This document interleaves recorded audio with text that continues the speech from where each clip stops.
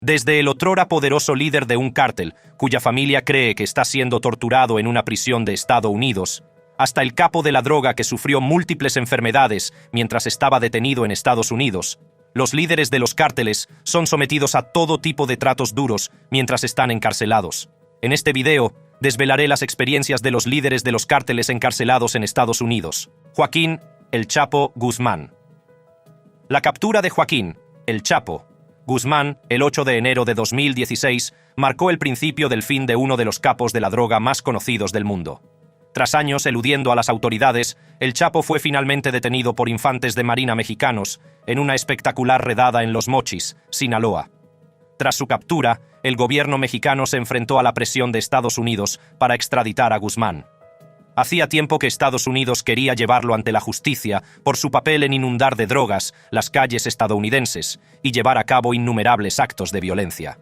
El equipo legal de El Chapo luchó con uñas y dientes para impedir su extradición, presentando numerosos recursos y amparos. A pesar de sus esfuerzos, el sistema judicial mexicano siguió adelante y el 19 de enero de 2017, Guzmán fue extraditado a Estados Unidos. Su juicio comenzó el 5 de noviembre de 2018 en el Distrito Este de Nueva York y duró 3 meses. Tras 6 días de deliberaciones, el jurado emitió un veredicto unánime el 12 de febrero de 2019. El Chapo fue declarado culpable de los 17 cargos, incluidos tráfico de drogas, lavado de dinero y asesinato. El 17 de julio de 2019 fue condenado a cadena perpetua más 30 años. El juez también le ordenó renunciar a $12.600 millones, los beneficios estimados de su imperio de la droga. Tras su sentencia, el Chapo fue trasladado a ADX Florence, una prisión de máxima seguridad en Colorado, conocida como el Alcatraz de las Rocosas. ADX Florence está diseñada para albergar a los criminales más peligrosos de Estados Unidos. Este centro es famoso por sus extremas medidas de seguridad y sus duras condiciones de vida. El Chapo vive actualmente en una celda de hormigón de 2 por 3 metros, donde pasa 23 horas al día en régimen de aislamiento. La celda está insonorizada para impedir la comunicación entre los reclusos, lo que aumenta la sensación de aislamiento. Las necesidades básicas, como la cama, el escritorio y la silla, son de hormigón y están sujetas a las paredes, lo que impide moverlas o utilizarlas como armas. La celda también tiene una ventana diminuta que no ofrece vistas de las montañas rocosas circundantes. Esta vista restringida impide a los reclusos conocer su ubicación exacta dentro de la prisión. Durante 1 hora al día, el Chapo puede salir de su celda para recrearse. Sin embargo, no se trata del típico patio de ejercicios al aire libre que uno podría imaginar. En su lugar, se le lleva a una fosa de hormigón que se asemeja a una piscina vacía. La fosa está diseñada para impedir que los reclusos vean su entorno, aislándolos aún más del mundo exterior. Además de las penurias generales que los reclusos de ADX Florencia se ven obligados a soportar, la esposa de El Chapo también ha salido a decir que está siendo torturado lentamente tras las rejas hasta el punto de que su presión arterial está en su punto más alto y ella teme por su vida. El propio Chapo también se ha referido a su estancia en el ADX de Florencia como una tortura.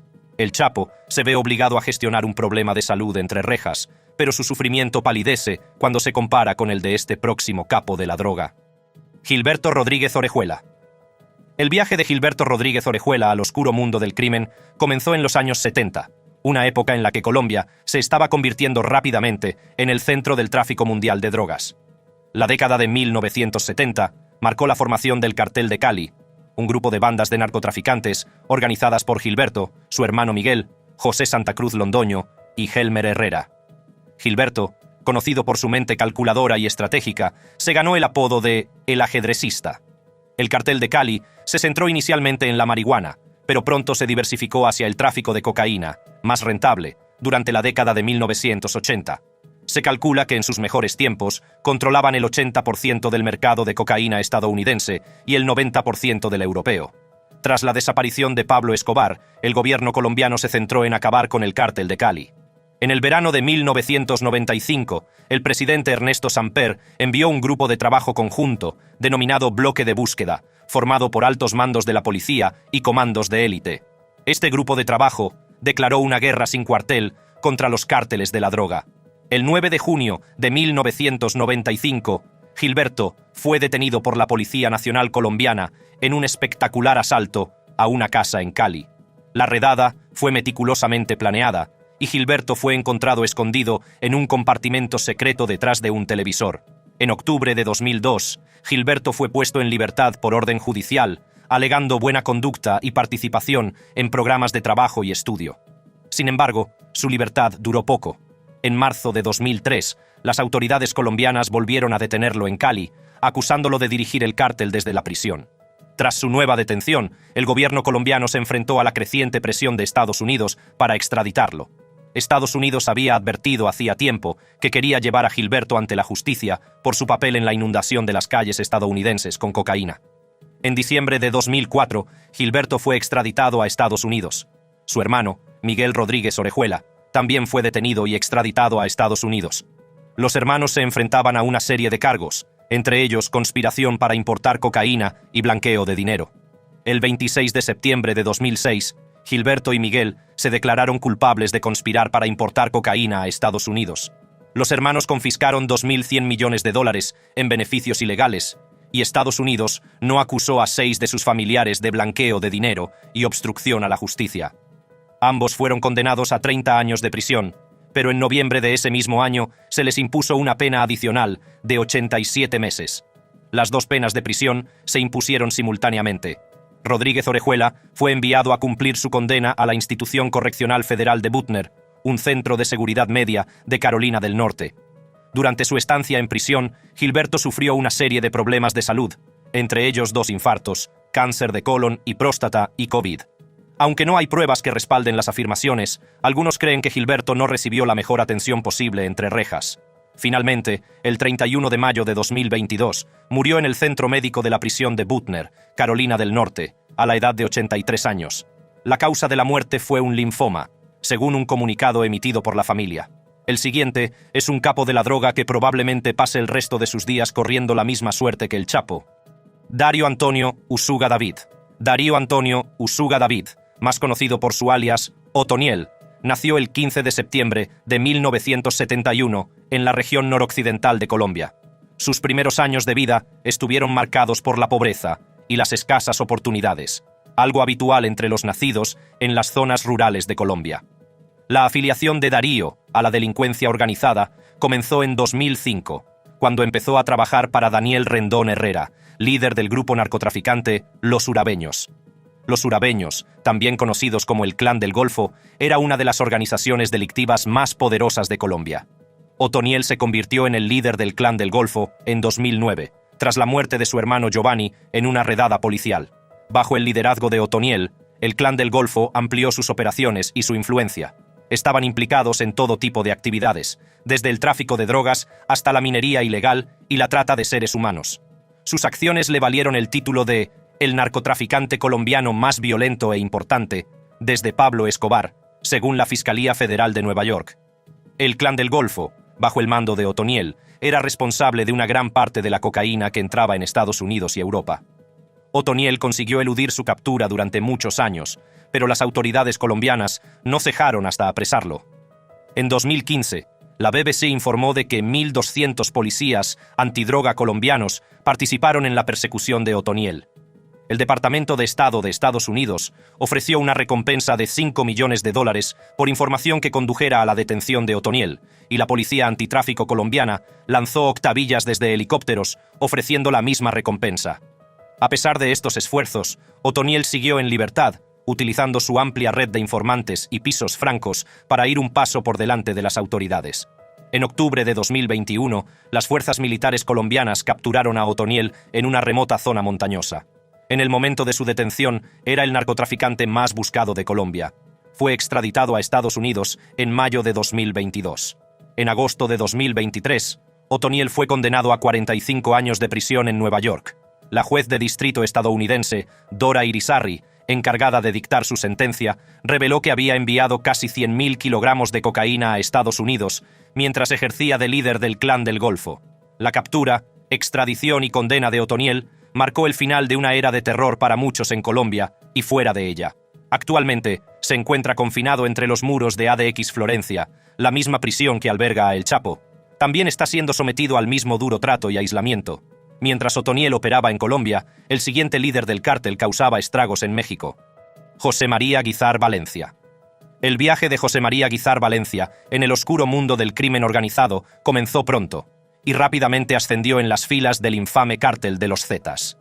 El ascenso de Guizar Valencia al poder dentro del cártel fue rápido, ya que se ganó la confianza de los principales líderes del cártel, entre ellos Heriberto Lazcano, conocido como Z3, y Miguel Ángel Trevino Morales, conocido como Z40. Como líder máximo de los Zetas, Guizar Valencia era responsable de supervisar la distribución de drogas del cártel. Operando principalmente en Guatemala, Guizar Valencia era responsable de supervisar los envíos de toneladas de cocaína de Guatemala a México.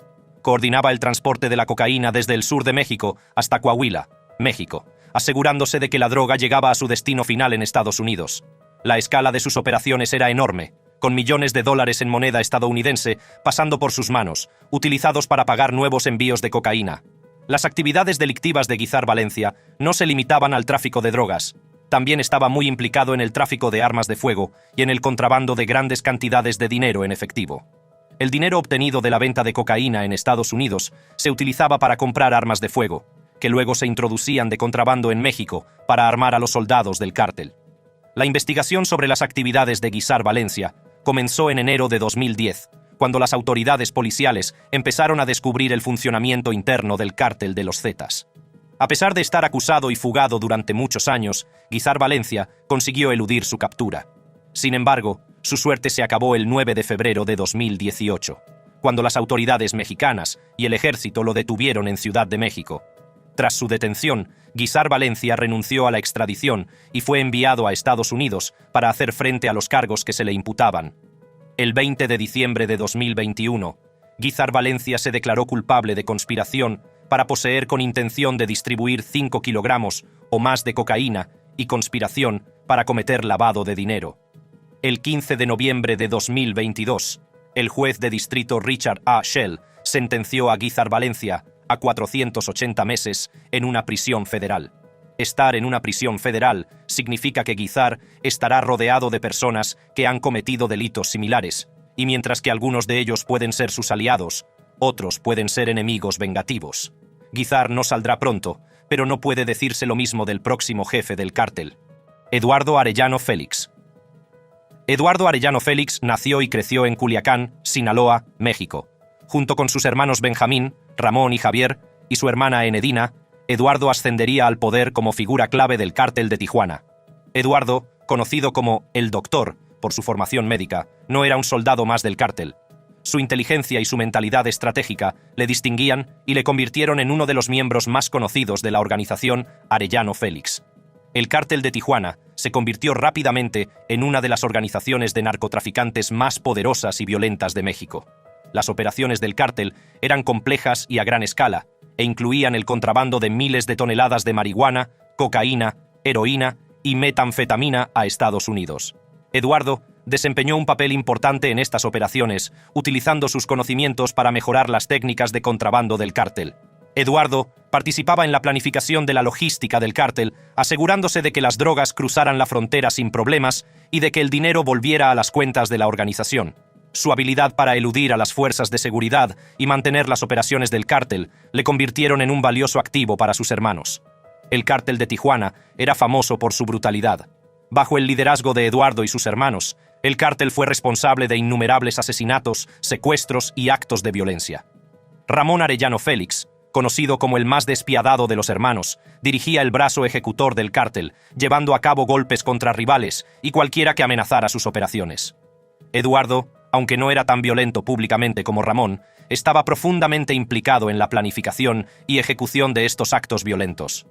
A pesar de los constantes intentos de las fuerzas de seguridad por acabar con sus operaciones, Eduardo y sus hermanos consiguieron mantener el control del cártel de Tijuana durante años. Tras años eludiendo a las fuerzas del orden, la suerte de Eduardo se acabó.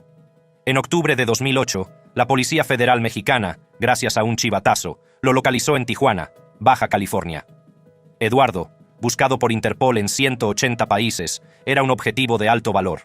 El Departamento de Estado de Estados Unidos había ofrecido una asombrosa recompensa de $5 millones por información que condujera a su detención.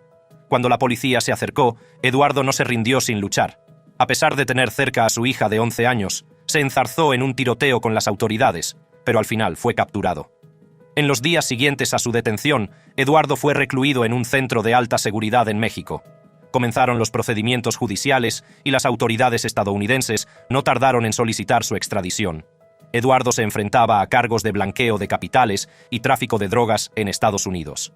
El 1 de septiembre de 2012, Eduardo Arellano Félix fue extraditado a Estados Unidos para enfrentar cargos de lavado de dinero y narcotráfico. Fue el último hermano Arellano Félix, nombrado en una acusación de 2003, en ser extraditado. El 18 de agosto de 2013 fue sentenciado a 15 años en una prisión federal de Estados Unidos. Tras cumplir 8 años en Estados Unidos, Eduardo fue deportado a México en agosto de 2021 y enviado de inmediato al Centro Federal de Readaptación Social número 1, prisión de máxima seguridad en Almoloya, de Juárez, Estado de México.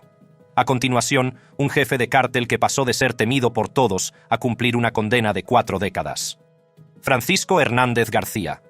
A principios de la década de 2000, Hernández García se había convertido en uno de los principales líderes del cártel de los Zetas, junto a figuras como Miguel Ángel Trevino Morales, conocido como Z40, y Heriberto Lazcano, Z3.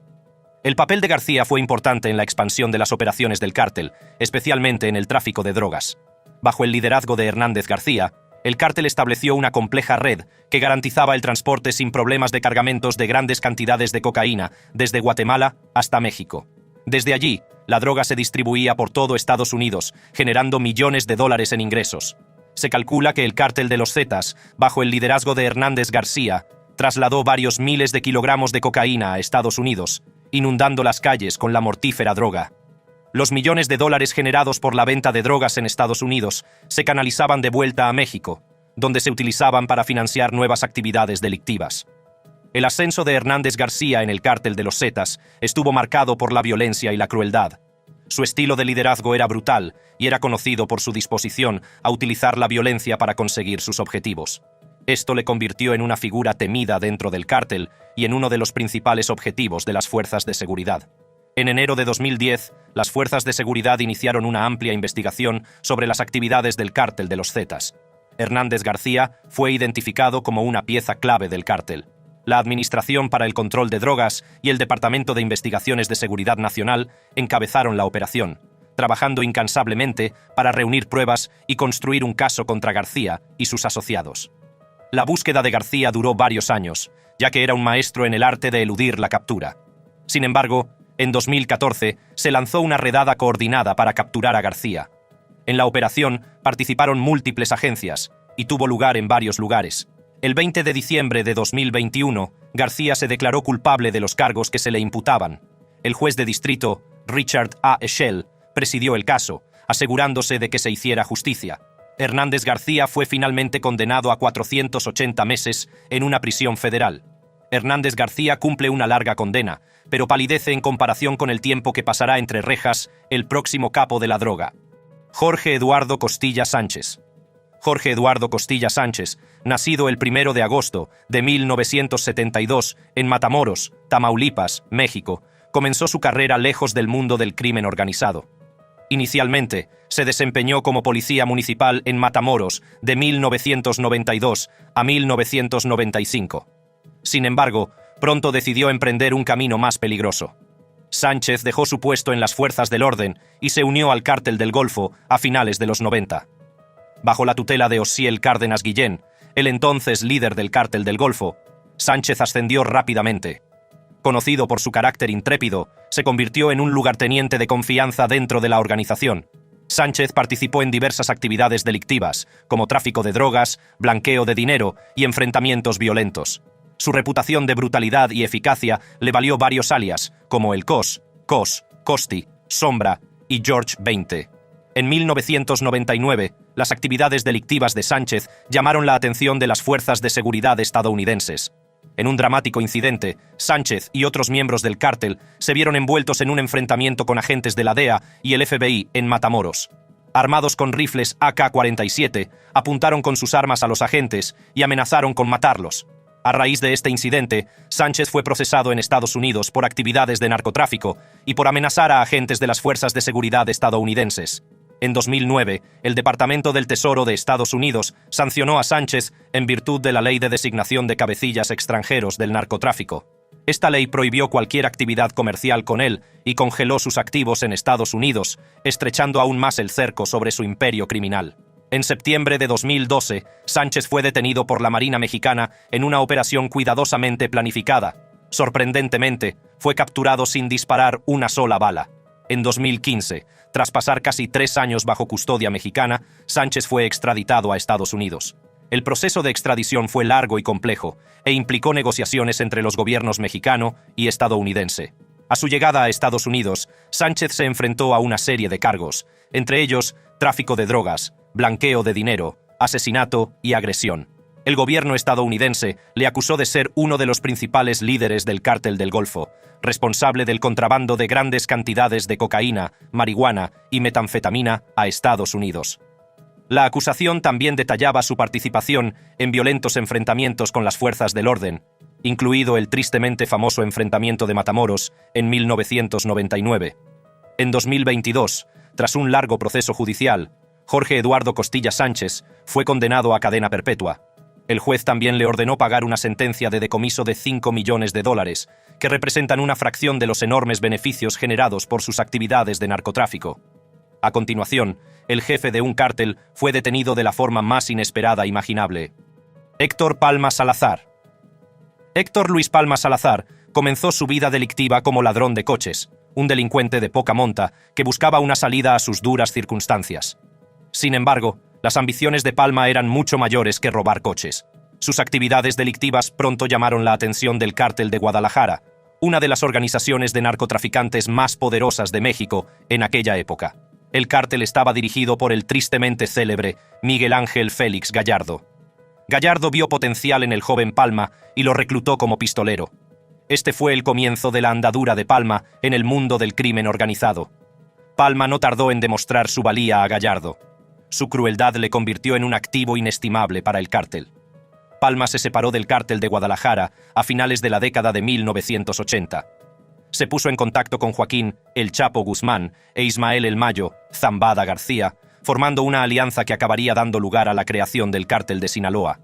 Este nuevo cártel se convirtió rápidamente en una de las organizaciones de narcotraficantes más poderosas y temidas del mundo. El imperio criminal de Palma siguió expandiéndose, pero su suerte estaba a punto de acabarse. El 23 de junio de 1995, la vida de Palma dio otro giro dramático. Volaba en un Learjet de 12 plazas para asistir a una boda cuando el avión se estrelló. El avión viajaba de Ciudad Obregón, Sonora, a Guadalajara, Jalisco, pero fue desviado y no pudo encontrar a tiempo una nueva pista de aterrizaje. Palma sobrevivió al accidente, pero sus días de evasión de la ley estaban a punto de terminar. Palma viajaba completamente uniformado como agente de la Policía Judicial Federal, con identificación y una caravana armada de personal de la PJF. Sin embargo, esta vez se le acabó la suerte. Militares mexicanos lo detuvieron en el lugar del accidente. Tras su detención, Palma fue extraditado a Estados Unidos, donde se enfrentó a cargos relacionados con sus extensas operaciones de narcotráfico. Al final, Palma fue condenado a cumplir 19 años en la prisión federal de Atwater, en California. Mientras Palma cumplía su condena, el Departamento del Tesoro de Estados Unidos tomó medidas adicionales para acabar con su influencia. El 2 de junio de 2003, Palma fue sancionado en virtud de la Foreign Narcotics Kingpin Designation Act, conocida comúnmente como la Ley Kingpin. Esta ley prohibía a los ciudadanos y empresas estadounidenses hacer negocios con él y congelaba todos sus activos en Estados Unidos. En junio de 2016, tras cumplir su condena en Estados Unidos, Palma fue extraditado a México. A su llegada, fue acusado inmediatamente del doble asesinato de 2 policías en Nayarit, en 1995. Actualmente está encarcelado en la prisión del Altiplano, cerca de Ciudad de México, una de las más seguras del país. Además de las duras condiciones carcelarias, a este próximo capo de la droga se le ordenó renunciar a millones de dólares. Juan Manuel Salazar Álvarez. Desde muy joven, Juan Manuel Salazar Álvarez estuvo expuesto al brutal mundo del narcotráfico y no tardó en verse enredado en la red del Cártel de Jalisco Nueva Generación. El Cártel de Jalisco Nueva Generación, famoso por sus tácticas violentas y su vasto imperio de la droga, vio potencial en Álvarez. Su crueldad llamó rápidamente la atención de los líderes de los cárteles. En Tamaulipas, México, Álvarez organizó una red de correos, operadores de escondites y coordinadores de transporte. Sus operaciones estaban cuidadosamente planificadas y el contrabando de drogas se realizaba de las formas más inesperadas. Extintores, bloques de madera, baterías de coche y gatos hidráulicos se convirtieron en los contenedores de cantidades de varios kilogramos de metanfetamina, heroína, cocaína y fentanilo. Las drogas se transportaban de Michoacán y Jalisco a Nuevo Laredo, y de ahí a Laredo, Texas. Una vez en EPU, los estupefacientes se escondían en unidades de almacenamiento, remolques de tractores y otros lugares antes de ser distribuidos a Houston, Dallas, Tennessee, Kentucky y Carolina del Norte. La escala de la operación era escandalosa, con un valor al por mayor de la droga incautada estimado en $2,7 millones. Los métodos de Álvarez para ocultar sus productos a plena vista dificultaron a las autoridades el seguimiento de sus operaciones. Sin embargo, en junio de 2017, las autoridades lo identificaron como un líder clave dentro del cártel. Esto marcó el inicio de una implacable investigación que acabaría derrumbando su imperio. Las autoridades, decididas a desmantelar su vasto imperio de la droga, pusieron en marcha una serie de operaciones para rastrear y vigilar todos sus movimientos. La investigación puso al descubierto su compleja red de correos, gestores de alijos y coordinadores de transporte. Los incansables esfuerzos de los funcionarios encargados de hacer cumplir la ley que trabajaban en el caso dieron como resultado la detención de Juan Manuel Salazar Álvarez. En una operación coordinada, las autoridades detuvieron a Álvarez y a varios de sus cómplices. Tras su detención, Álvarez se enfrentó a la extradición a Estados Unidos. El 5 de noviembre de 2020 se declaró culpable de sus delitos. La jueza de distrito Diana Saldana le condenó a 282 meses de prisión federal. Además de su pena de prisión, Álvarez está sin duda pagando el precio de sus acciones, pero algunos podrían argumentar que se enfrenta a una sentencia más leve en comparación con este próximo capo de la droga. Iván Velázquez Caballero. Desde muy joven, Iván Velázquez Caballero se sintió atraído por la delincuencia. A los 14 años ya había empezado a robar coches, una actividad delictiva común, pero peligrosa, en Nuevo Laredo. Este contacto precoz con la delincuencia sentó las bases de sus actividades futuras. A los 22 años, las actividades delictivas de Velázquez Caballero le alcanzaron. Fue detenido por robo de coches y encarcelado en el centro penitenciario de La Loma. Sin embargo, esta estancia en prisión sería un punto de inflexión en su vida. Al salir de la cárcel, Velázquez Caballero se cruzó con Heriberto Lazcano. Lazcano, figura clave del tristemente famoso cártel de los Zetas. Lazcano, también conocido como el Lazca, vio potencial en el joven delincuente. Reconociendo su ambición y crueldad, Lazcano nombró a Velázquez Caballero jefe regional del cártel en Nuevo Laredo. Este nombramiento marcó el inicio del ascenso de Velázquez Caballero dentro de los Zetas. A medida que Velázquez Caballero escalaba posiciones, adoptó el temible apodo de El Talibán. El nombre por sí solo infundía miedo en los corazones de sus enemigos y consolidó su reputación como ejecutor despiadado. En 2007, Velázquez Caballero comandaba un grupo de más de 400 hombres y supervisaba diversas operaciones delictivas. Bajo la tutela de Lazcano, Velázquez Caballero perfeccionó sus habilidades en diversos aspectos de la delincuencia organizada, desde el tráfico de drogas hasta el blanqueo de dinero. En 2009, figuraba en la lista de los 37 narcotraficantes más buscados de México, con una recompensa de 30 millones de pesos por su cabeza. Estados Unidos también tomó cartas en el asunto y en marzo de 2010 lo sancionó en virtud de la Ley de Designación de Cabecillas Extranjeros del Narcotráfico, congelando todos sus activos en el país. El fin del reinado de Velázquez Caballero llegó el 26 de septiembre de 2012. La Armada de México, con inteligencia de la Administración para el Control de Drogas de Estados Unidos, lanzó una operación coordinada para capturarlo. Velázquez Caballero fue detenido en San Luis Potosí sin disparar una sola bala. Desfiló ante las cámaras, esposado, con chaleco antibalas y rodeado de marines enmascarados. Montones de dinero en efectivo, armas y estupefacientes incautados se mostraron en una mesa frente a él. La detención fue una importante victoria para las fuerzas del orden, pero también marcó un punto de inflexión en la dinámica de poder dentro de los Zetas. Durante su interrogatorio, Velázquez Caballero admitió que sus ingresos rondaban los $30 millones mensuales, aunque el 70% se destinaba a gastos de operación y pagos de policías, equipo y alimentos. En noviembre de 2013, Velázquez Caballero fue extraditado a Estados Unidos. Hizo su comparecencia judicial inicial en Laredo, Texas, donde se declaró inocente de los cargos de narcotráfico y lavado de dinero. El caso fue transferido posteriormente a McAllen, Texas. El 7 de abril de 2014, Velázquez Caballero se declaró culpable de los cargos. Fue condenado a 30 años de prisión por un juez federal de Laredo, Texas. También se le ordenó renunciar a $10 millones en ganancias de la droga. Tras pasar muchos años huidos y eludiendo su captura, estos capos de la droga están pagando ahora por sus delitos en diversas prisiones de Estados Unidos. Vea cualquiera de nuestros otros videos haciendo clic en las tarjetas de su pantalla.